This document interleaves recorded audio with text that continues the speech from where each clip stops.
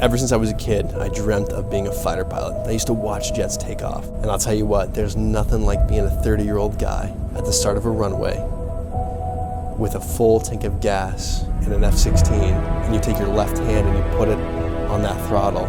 You select max afterburner, 28,000 pounds of thrust in your left hand. As you're accelerating down the runway, you can feel the G's pushing against your body. You lift off, the gear comes up, and you are climbing faster than you've ever climbed before in your life in an airplane. That's a moment I'll never forget each and every time I fly. But it's also the moment that I realized that this ride really began.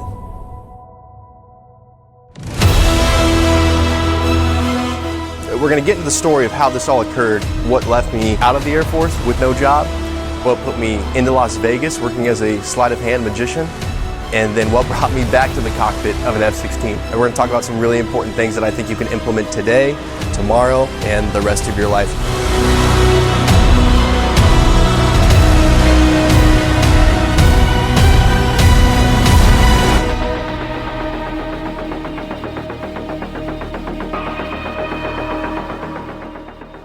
And so when you think about the title, self-administered CPR, that already sounds interesting enough. You're like, what in the heck is this guy talking about?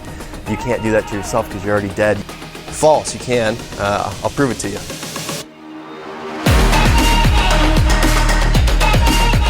So we're going to talk about the importance of being critical. Persistence, why it matters. Okay, this isn't just like persistence through your day, like I just got to get through the day. This is like persistence through your goals and everything that you've tried to get to or are trying to get to at some point in time. It's purpose-driven, it's direct, and it's short.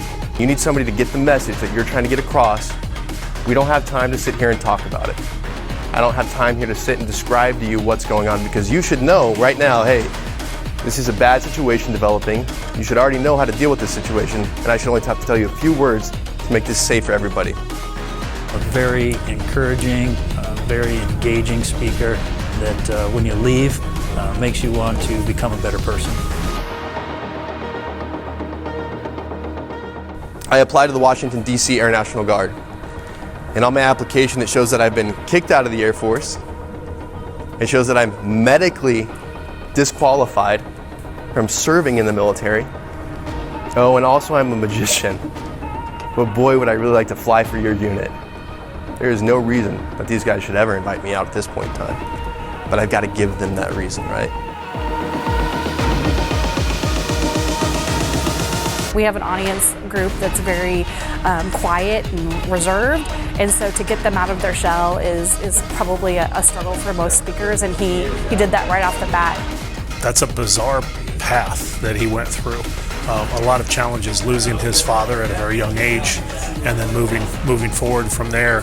And yeah, it's just not a normal story, and it still isn't a normal story. Where's he going to go from here too? What's the next step for Reed? You make the right decision in the time that you have.